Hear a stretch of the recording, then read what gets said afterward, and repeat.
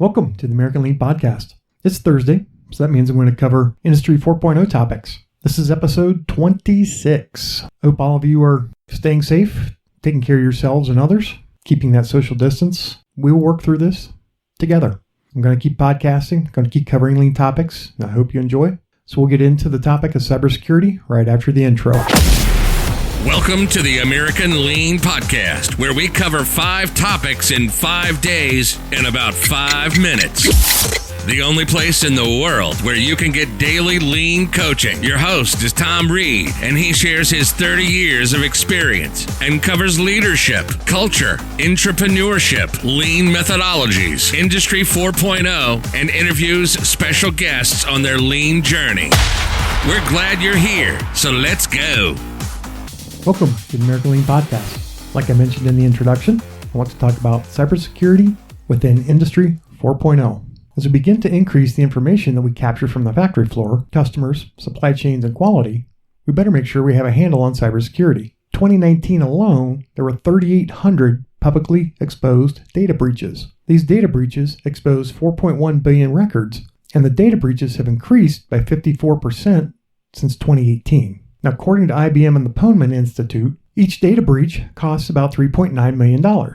Realize that your company must protect a wide network of computers and systems, while a hacker only has to find the weakest link to enter the network. This is also compounded by the fact that the life cycle of machinery often runs between 26 and 34 years. There's equipment out there that is still using Windows XP as an operating system, and that hasn't been supported since 2014. Now, in a previous podcast, I mentioned that many supply chain activities will take place using blockchain technology. All the computers that will make up this supply chain network will be referred to as a DSN, or a digital supply network. Constant communication across this broad DSN network means there will be multiple opportunities for outside entry. Cybersecurity will be key to protecting the supply chain. Now, I'm sure we're all familiar with IT, or information technology. The infrastructure to capture the information from the shop floor will be referred to as OT, or operational technology. And within Industry 4.0, those two technologies have to communicate and work together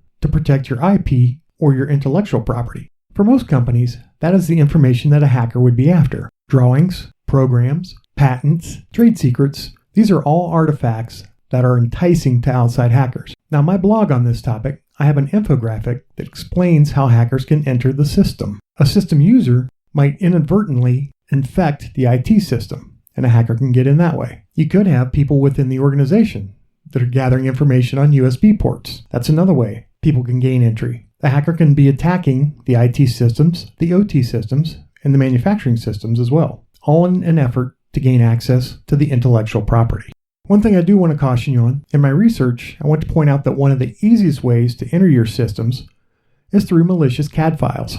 Now, companies often ship CAD files back and forth, and the malicious CAD files can use a Visual Basic script to weaken the security for future attacks. They can also be used to steal that intellectual property. Crawlers can search certain file extensions within an email server and route those files to an additional email address. All of that leads to counterfeit goods being produced to the tune of about $250 billion a year. So here are 5 basic steps you can use to safeguard your systems. Step number 1, restrict user access and permissions. Only grant access to trusted sources and grant the most restrictive access possible. If employees need access to confidential files, consider granting read-only access.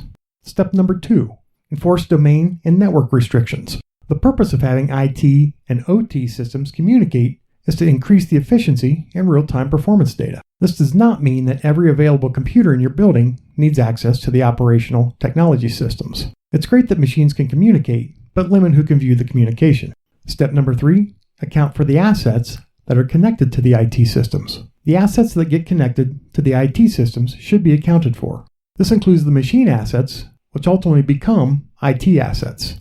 To get a handle on this, you might want to develop a smart value stream map to identify the systems, software, and protocols that are used across the entire factory. Step number 4, conduct user education. Educate employees on the importance of protecting documents that contain intellectual property and sensitive information. I'm sure we've all walked into offices where people have their passwords written on a sticky note stuck on their computer. It's important to continually remind people, let's up our game around security. And then step number 5, make security a requirement.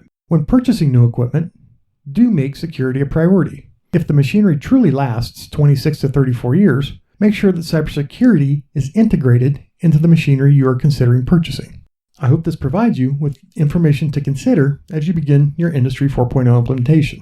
So I hope this has added value to your day. Consuming information is great, but I want you to take this information to make yourself and your company a little bit better today. This podcast is for you, so if there are topics that you would like me to cover, or if you'd like to share your company's lean journey, please contact me at tom@americanlean.com. Full show notes can be found at americanlean.com/blog/cybersecurity and Industry 4.0. Until tomorrow, have a great one. Thank you for joining us today. As always, we're honored to serve you, and we hope that you and your company are getting a little bit better every day. Please subscribe, rate, and review this podcast, and share it with others in the lean and business community. If you'd like to turbocharge your lean efforts, please visit us at americanlean.com.